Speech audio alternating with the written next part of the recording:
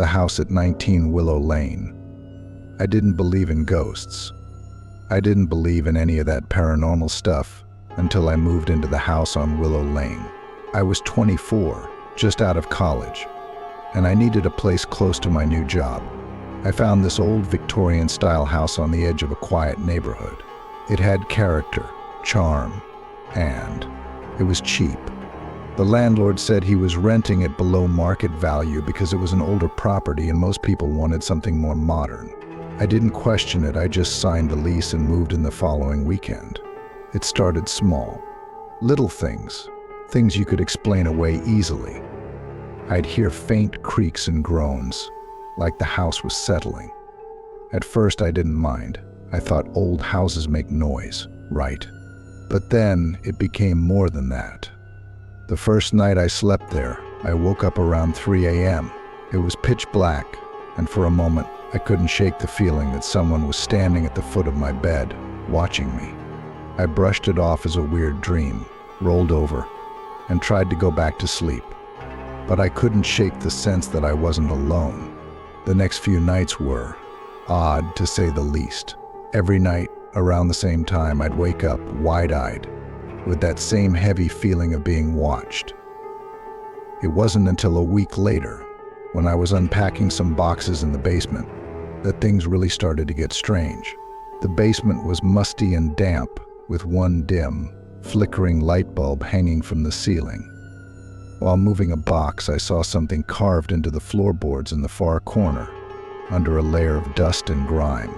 I brushed away the dirt and found a single word scratched into the wood leaf. I laughed it off at first, telling myself it was probably some old prank from a previous tenant. But later that night I kept thinking about it.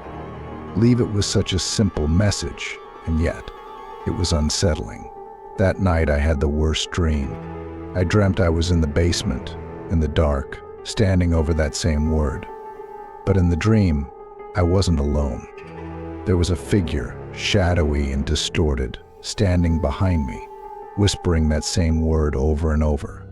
Leave, leave, leave. I jolted awake, drenched in sweat, feeling my heart pounding in my chest. Over the next few days, I kept finding things out of place in the house. The fridge door would be open when I knew I'd closed it. I'd hear footsteps upstairs when I was downstairs, only to find nothing when I went up to check. And every night, like clockwork, I'd wake up at exactly 3 a.m. I thought maybe I was losing my mind. I even started sleeping with a lamp on, thinking maybe the light would make me feel safer. But it didn't. In fact, the light only made things worse, because now, in that faint glow, I started seeing things. One night, while lying in bed, I glanced toward the corner of the room, where I had a full-length mirror leaning against the wall. And that's when I saw it. A dark, distorted figure, standing just behind me in the reflection, with hollow, empty eyes staring directly at me. I screamed, scrambling to turn on the lights, but as soon as I did, the figure was gone. I told myself it was just a trick of the light, a shadow, something explainable. But every night that figure came back, always in the mirror, always staring. I even moved the mirror out of my room, but then I started seeing it in other places, windows, darkened TV screens, even in the glass of the picture frames on the wall. One evening, as I sat at the kitchen table, trying to distract myself with my phone, I heard a loud bang from the basement. My heart froze. I hadn't gone down there since finding the carved message, but something compelled me to check it out. Grabbing my flashlight, I slowly made my way down the creaky basement stairs. The room was empty, just as it had been before. But there was a new word scratched into the floor next to the original. Stay. My hand started to shake. Why would it say both? Leave and stay. It didn't make any sense. The next night I woke up again at 3 a.m., and this time I knew something was horribly wrong. The entire house felt charged, like the air was thick and pressing down on me. I lay there paralyzed with fear as the sound of footsteps slowly made their way down the hall toward my room. The steps were slow, deliberate, each one making the floorboards groan under weight. As the footsteps stopped outside my door, I held my breath, my body rigid with fear. The doorknob began to turn, slowly inching open with an agonizing creak.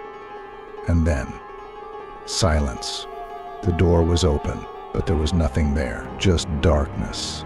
I didn't sleep for the rest of the night. By morning, I'd made up my mind I had to get out of there. I packed my things, and I called my landlord to tell him I was moving out. But when I told him why, he went quiet.